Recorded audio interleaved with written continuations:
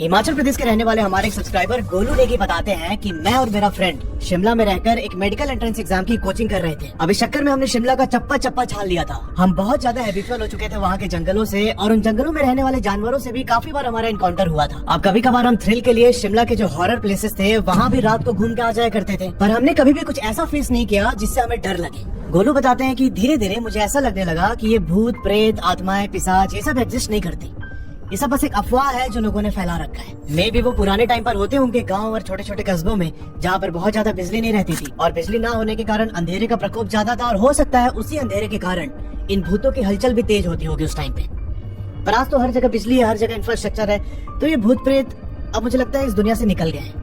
कुछ ऐसा माइंडसेट हो चुका था गोलू का। कोई अगर उनसे बात करता भूत प्रेत के बारे में तो उनको उसकी बात मजाक लगती। अब धीरे धीरे समय बीतता है और गोलू और उसके फ्रेंड अब कॉलेज में पहुंच चुके थे, और इसी बीच एक रात कुछ संयोग बना और इन दोनों के साथ एक ऐसी घटना घटी जिसने इनके बिलीफ सिस्टम को एकदम झकझोर के रख दिया अंदर से। जब आप ये पूरी कहानी सुनोगे ना तो उस टाइम पर बस गोलू की जगह खुद को इमेजिन करना और कमेंट में बताना जरूर कि आपको कैसा फील हुआ। गोलू बेसिकली हिमाचल प्रदेश के किन्नौर एरिया से बिलोंग करते हैं। किन्नौर के अंदर एक बहुत ही प्राचीन गाँव है जहाँ पर गोलू का घर था। गोलू बताते हैं कि बचपन से ही मैं गाँव के जो बड़े बुजुर्ग होते हैं उनसे मैं यहाँ के सुपर नेचुरल एंटिटीज के बारे में सुनता आया हूँ। अब देखो, हिमाचल प्रदेश और उत्तराखंड के हर गांव में देवता होते हैं। आई एम श्योर आपने बहुत सारे वीडियोस देखी होंगी। तो जो ये देवता है ना, अगर गांव पर कुछ भी विपत्ति आने वाली होती है या फिर कुछ गड़बड़ होने वाला होता है तो वो देवता गांव के ही किसी आदमी पर आकर उसके बारे में बता देते हैं पहले, यहाँ ऐसा ऐसा होने वाला है, तुम लोग इसकी तैयारी कर लो। और मैं एक बार हिमाचल के बिजली महादेव मंदिर गया था, और इस चक्कर में जिस गाँव के अंदर रुका हुआ था वहाँ पर भी मुझे बहुत ही मिस्टीरियस चीजें पता चली कि कैसे एक रिचुअल के अंदर गाँव के एक बूढ़े आदमी को सिक्का घुटा के उनको मार दिया जाता है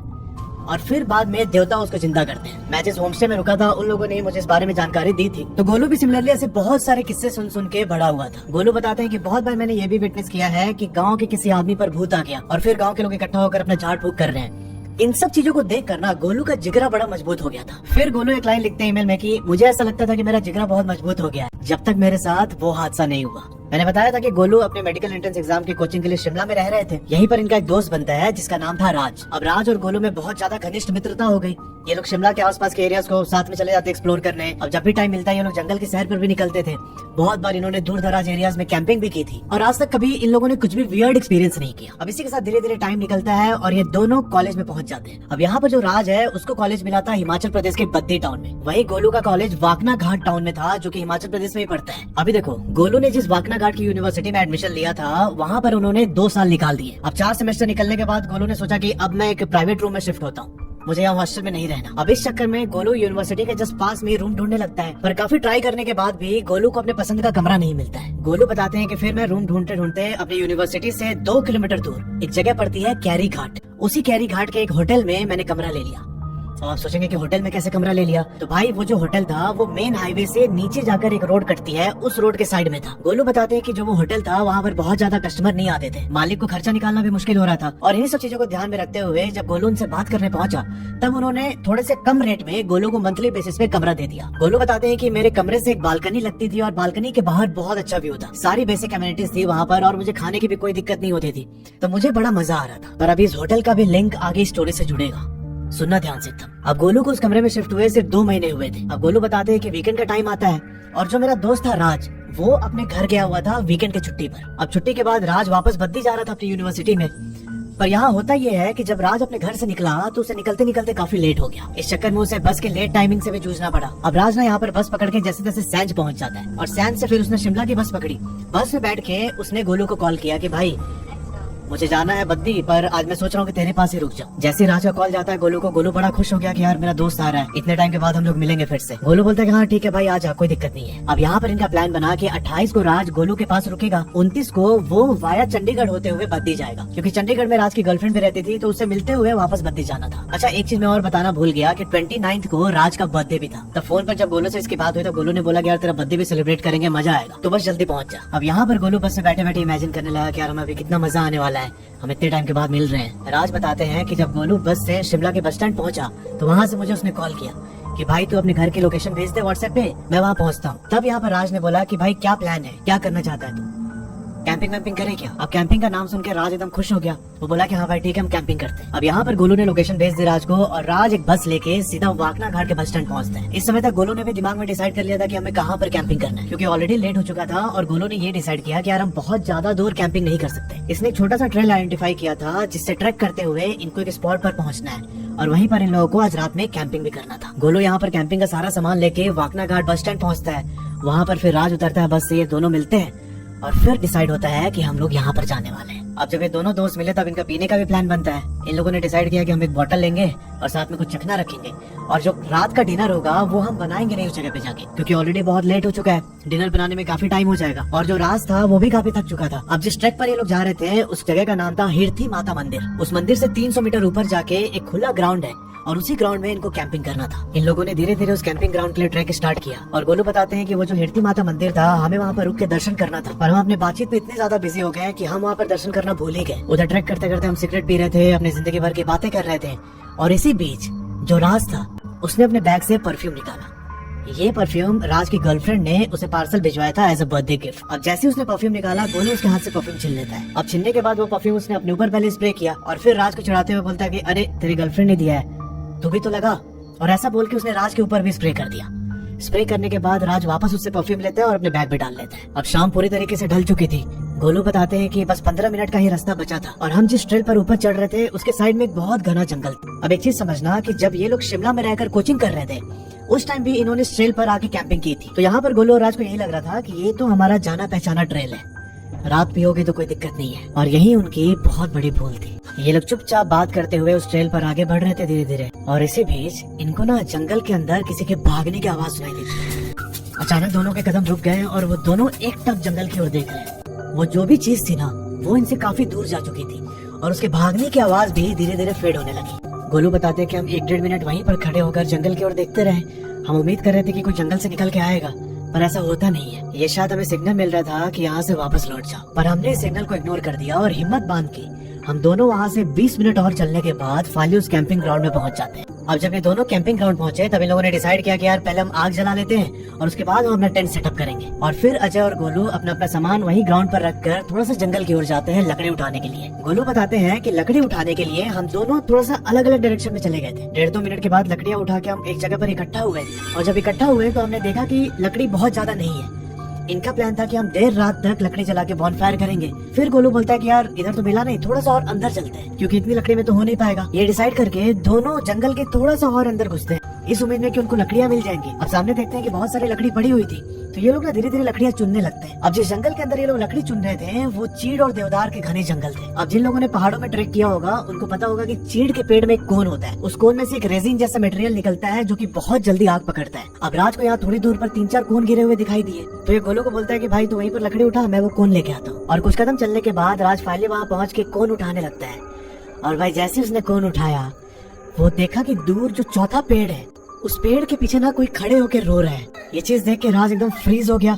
इसने गोलू को आवाज दिखाई कि गोलू। गोलू इसकी आवाज सुन के भाग के आता है पास में और गोलू जैसे ही वहाँ पहुंचा इन दोनों ने एक साथ देखा कि वो जो भी चीज थी ना पेड़ के पीछे वो पेड़ पे चढ़ के एकदम ऊपर चली जाती है और ये लोग साफ साफ उसके रोने की आवाज सुन पा रहे थे। गोलू बोलता है कि भाई मुझे लगता है ना हम जंगल के कुछ ज्यादा ही अंदर आ चुके हैं। और ऐसा बोल के जो भी लकड़ी इन लोगों ने उठाई थी और राज ने जो 1-2 कोन उठाए थे वो सब कुछ लेके ये लोग वापस कैंपिंग ग्राउंड में पहुंचते। इन दोनों की हालत यहाँ पर खराब हो रही थी पर इनको ये लग रहा था कि हम दोनों एक साथ हैं, मतलब एक दूसरे का सहारा है तो कुछ होगा नहीं हम दोनों को। अब ये दोनों हिमाचली थे और इनको पता था कि अगर इसके बारे में बात की तो क्या हो सकता है। इन दोनों के बीच एक म्यूचुअल अंडरस्टैंडिंग बन गई कि यार ठीक है कोई डिस्कशन नहीं होगा इसके बारे में। अब जहाँ पर इन लोगों ने बॉनफायर किया था उससे 50 मीटर की दूरी पर इनका टेंट लगा हुआ है। एक ही 3% टेंट कैरी कर रहे थे ये लोग। अब गोलू बताते हैं कि उस समय 8:24 हो रहे थे। हमने बॉनफायर के पास ही साइड में अपने जूते उतारे और एकदम रिलैक्स होकर बैठ गए। गोलू यहाँ पर अपने साथ एक छोटा सा स्पीकर कैरी कर रहा था तो इसने स्पीकर में गाने बजा दिए। गाना बज चुका है, बॉनफायर जल चुका है और एकदम माहौल सेट था। ये लोग सिगरेट निकाल के पीने लगते हैं और इनका प्लान था कि अभी थोड़ी देर में हम दारू की बोतल खोलेंगे और आराम से बैठ के पिएंगे। अब यहाँ गोलू बताते हैं कि हमें सिगरेट जलाए हुए कुछ ही सेकंड हुए थे। हम अभी एक दूसरे से बात कर रहे हैं और अचानक हमने सुना कि बॉनफायर वाले जगह से कोई 80 मीटर दूर कोई ना बहुत भारी सी चीज गिरी है नीचे। उसे गिरने की आवाज इतनी ज्यादा तेज थी कि हम दोनों का ध्यान उस ओर गया। मैंने अपने दोस्त से बोला कि भाई परे देख तो एक बार, और हम दोनों ने अपने मोबाइल की फ्लैश लाइट उस चीज की तरफ पॉइंट आउट की और फिर हमने देखा ना भैया कि करीब एक 7 फुट का आदि मानव टाइप का कोई इंसान, उसका पूरा शरीर काला और जो चेहरा था वो लाइट ब्राउन कलर का था।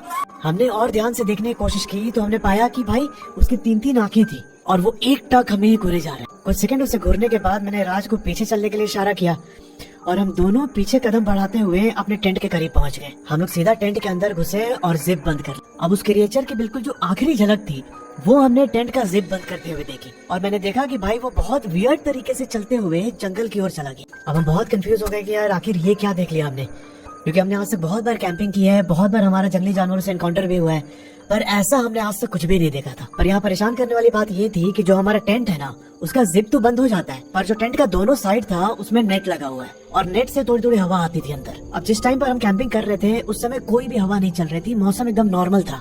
अब हमें लगा कि मार्च का महीना है, ज्यादा प्रॉब्लम नहीं होगी। गोलू बताते हैं कि हमारे शूज, सिगरेट, लाइटर सब कुछ वहीं बाहर पड़ा हुआ था बॉनफायर के बीच। कुछ टाइम टेंट के अंदर बैठने के बाद हमें लगा कि वो जो भी था बाहर वो भी जंगल की ओर चला गया है, तो हम जाके अपना सामान लेके आते हैं। राज यहाँ पर टेंट का जिप खोलता है और जैसे उसने जिप खोला ना भाई बहुत तेज हवा चलने लगी उस टाइम पे। गोलू बताते हैं कि हमें ऐसा लग रहा था कि हमारा टेंट अभी उड़ जाएगा, क्योंकि हड़बड़ी में हमने टेंट को बहुत अच्छे से पिच नहीं किया था, ऐसे जुगाड़ से एडजस्ट कर दिया था बस। और उस समय जो तूफान उठा उसकी इंटेंसिटी बहुत ज्यादा एबनॉर्मल थी। अब बाहर ये नजारा देख के हमने जिप बंद कर दिया। जिप बंद करके हम चुपचाप टेंट के अंदर दुबक के बैठे हुए हैं। वहाँ अंदर टेंट में बैठे बैठे इनको 10:15 हो जाते और फिर इनको अपने टेंट से कोई 120 मीटर की दूरी पे घंटी बजने की आवाज सुनाई देती। इनको ऐसा लग रहा था कि वहाँ आसपास कोई गाय चल रही है और गाय के गले में जो घंटी बंदी होती है ना उस घंटी की आवाज इनको सुनाई दे रही थी। अब ये दोनों एकदम सोच में पड़ गए कि यार इस समय तो गाय नहीं हो सकती बाहर, ये कुछ और ही है जो हमें अपनी ओर खींचना चाहती है। अब यहाँ पर थोड़ा सा दिमाग डिस्ट्रैक्ट करने के लिए गोलू ने बोला कि भाई वो जो दारू की बोतल रखी है ना अंदर वो निकाल पीते हैं यार। यहाँ राज बोलता है कि भाई दारू एक तामसिक चीज होती है, अगर कुछ नेगेटिव चीज बाहर है तो वो इसे और ज्यादा अट्रैक्ट करेगी। पर गोलू यहाँ जिद करने लगा कि भाई निकालना, थोड़ा सा दिमाग डिस्ट्रैक्ट होगा। और ये दोनों वहीं पर दारू निकाल के टेंट के अंदर पीने लगे। अब दारू पीते पीते इनको कुछ टाइम हो गया और इस समय जो वो घंटी की आवाज थी वो भी फेड हो जाती है। समय हो चुका था रात के 1:10। गोलू और राज किसी को नींद नहीं आ रही थी और फिर अचानक ही वो जो घंटी की आवाज थी वो एकदम टेंट के बाहर से आने। इनको ऐसा फील हो रहा था कि कोई हाथ में घंटी लेके इनके टेंट के चारों ओर चक्कर लगा रहा है। कुछ मिनटों के बाद जो टेंट के बाहर का पर्दा था वो फड़फड़ाने लगा। इन दोनों को ऐसा लग रहा था कि कोई टेंट का वो पर्दा उठा के ना इनकी ओर झांक रहा है। भाई ये दोनों डर के मारे एकदम शिवर कर रहे थे, पर इनको इतना पता था कि वो जो भी चीज है ना वो इन्हें बाहर निकालने की कोशिश करेगी, पर इन्हें रिएक्ट नहीं करना है। गोलू बताते हैं कि हमने सोचा कि हनुमान चालीसा बजाऊं, और इस समय मोबाइल में कोई भी नेटवर्क नहीं था। अब जब हम बाहर स्पीकर पर गाना बजा रहे थे वो भी हमने पहले से डाउनलोड करके रखा हुआ था। तब यहाँ पर गोलू ने काम किया, इन्होंने पहले से कॉमेडी शोज के कुछ वीडियो डाउनलोड करके रखे हुए थे, तो ये वो फनी वीडियो चला के सामने रख देता है और राज को बोलता है कि भाई ये देख के टाइम पास करते हैं यार, सुबह होगी तो हम यहाँ से निकल जाएंगे। गोलू बताते हैं कि ये बात बोलते बोलते मैं अपने फ्रेंड की ओर देख रहा था और मुझे ये रियलाइज हुआ कि मेरे फ्रेंड का चेहरा एकदम सूख, वो बहुत ज्यादा डर में था और डर से चेहरा एकदम जैसे पेल पड़ जाता है ना, वो हालत हो रखी थी राज की यहाँ पे। गोलू के समझ में आ रहा था कि अभी राज को डिस्ट्रैक्ट करना बहुत जरूरी है, कहीं ये डर इसके ऊपर हावी ना हो जाए। ये फोन उठा के एकदम राज के करीब ले जाके वीडियो प्ले करने लगता है और वीडियो प्ले करने के दौरान ही इन दोनों को अपने टेंट से 30 मीटर की दूरी पर किसी मैच्योर लड़के के चीखने की आवाज सुनाई देती है। वो चीख इतनी ज्यादा तेज थी कि गोलू के हाथ से फोन छूट जाता है। इसने चुपचाप फोन को लॉक किया और लॉक करके राज की ओर देखने लगा। राज यहाँ बहुत ज्यादा डर चुका था। ये दोनों अभी थोड़ा सा खिसक के टेंट के सेंटर में आके बैठ जाते हैं। एक तो इन्होंने दारू भी पी रखी थी। गोलू बताते हैं कि उस दारू पीने की वजह से हमारे अंदर बहुत ज्यादा गर्मी हो गई, एकदम चेहरे पर से पसीना आने लगा और हर थोड़े थोड़े इंटरवल पे उस लड़की के चीखने की आवाज मुझे सुनाई दे रही थी। हम दोनों इतने ज्यादा डर चुके थे कि हमने डिनर भी नहीं किया। हमारे सारे सेंसेस एकदम हाइपर एक्टिव हो चुके थे। हमारा पूरा ध्यान बस वो जो बाहर एंटिटी थी उसके ऊपर था। एक एक मिनट काटना हमारा इतना ज्यादा मुश्किल हो रहा था कि मैं बता नहीं सकता। हम दोनों ने उस चीज से ध्यान हटाने के लिए इधर उधर की बातें करनी स्टार्ट कर दी, पर फिर भी हम उस चीज से ना डिस्ट्रैक्ट नहीं हो पा रहे थे। इस समय राज की नजर मेरे ऊपर थी और मेरी उसके ऊपर। हम दोनों एक दूसरे को ही देख रहे थे और तभी राज बोलता है कि भाई अगर उस एंटिटी ने हम में से किसी एक को पोजेस कर लिया तो जो दूसरा है वो क्या करेगा। और ऐसा बोल के राज एकदम वियर्ड तरीके से हंसने लगा। अब उसे वैसे हंसते देख मैं बहुत ज्यादा घबरा गया। कुछ सेकंड हंसने के बाद वो एकदम सीरियस हो जाता है। बोलता है कि गोलू अगर हम में से किसी एक के अंदर घुस गई वो आत्मा तो क्या करेंगे हम दोनों। वो एकदम सीरियस होकर पूछ रहा था और थोड़ी देर के बाद फिर से हंसने लगा। इस वक्त गोलू को लगा कि शायद राज पोजेस हो गया है, वो जो भी आत्मा है वो इसके अंदर घुस चुकी है इस समय।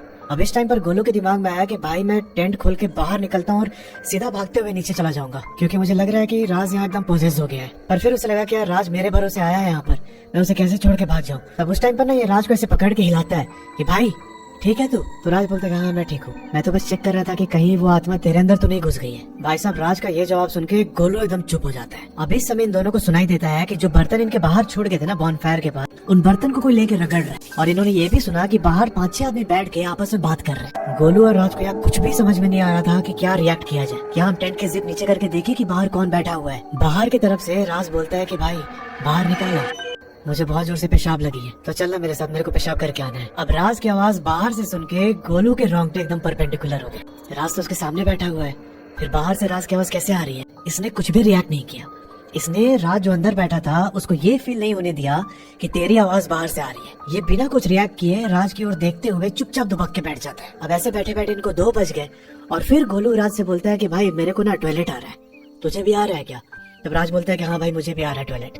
और ये दोनों टेंट के अंदर ही जो इन लोगों ने बॉटल रखे थे उस बॉटल में टॉयलेट करके बाहर, इनकी इतनी हिम्मत नहीं हो रही थी कि बाहर निकल के साइड में जाके टॉयलेट कर ले। और जब इन लोगों ने टॉयलेट का वो बॉटल बाहर फेंका ना, उसके 1-8 मिनट के बाद इनको एहसास होता है कि जो इनका टेंट है उसे चारों ओर से 7-8 आदमियों ने घेर लिया है। ये बहुत ज्यादा डर गए थे भाई, इनको समझ में नहीं आता क्या रिएक्ट किया जाए। इन दोनों को ऐसा लगने लगा कि शायद आज हमारी आखिरी रात है।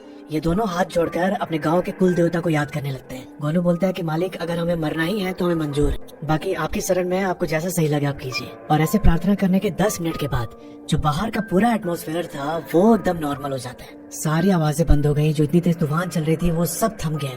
गोलू और राज को इस समय एहसास हो रहा था कि उनके इष्ट देवता, उनके कुल देवता इस समय उनके साथ है। कुछ टाइम के बाद इन दोनों की आंख लग जाती है और सुबह 5:45 में ये दोनों नींद से उठते हैं।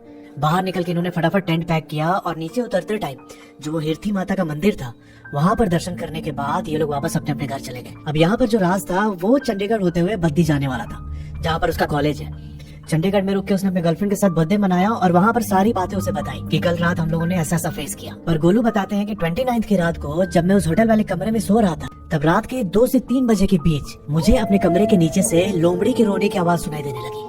और ऐसा लगातार 3 दिन तक हुआ। अब जब मैं बहुत ज्यादा परेशान हो गया तो वहीं पास के मंदिर में जो पंडित बैठते हैं उनसे जाके मैंने बात की। वहाँ पर उन्होंने मेरे लिए पूजा अर्चना की, तब जाके मुझे थोड़ी राहत मिली। और इस बीच राज के साथ बहुत अजीबोगरीब घटनाएं हुई। कभी उसकी तबीयत खराब हो जाती, कभी वो गिर जाता, कभी रूम के अंदर जो उसके सामान रखा हुआ वो सामान जमीन पर गिर जाता खुद से। और ऐसी बहुत सारी अनएक्सप्लेन्ड चीजें उसकी जिंदगी में होने लगी। तब राज को भी यहाँ पर अपने गांव वापस जाना पड़ा और अपने देवता के सामने हाथ जोड़कर उसने विनती की। बाद में उसके घर पर भी पूजा अर्चना की गई, तब जाके राज की जिंदगी थोड़ी नॉर्मल हो गई। अब मैंने पंडित जी से जब पूछा था कि उस रात को क्या हुआ था हमारे साथ, वो कौन सी चीज थी, तब उन्होंने बताया कि उस जंगल के अंदर बहुत सारी ऐसी आत्माएं रहती हैं जिनको मुक्ति नहीं मिली और वो तुम्हें अपने साथ अपनी दुनिया में ले जाना चाहती थी। अगर तुम उस रात टेंट के बाहर निकल जाते ना तो फिर तुम में से कोई भी जिंदा नहीं बचता। तो यार ये थी पूरी कहानी गोलू भाई और राज की। Thanks for watching.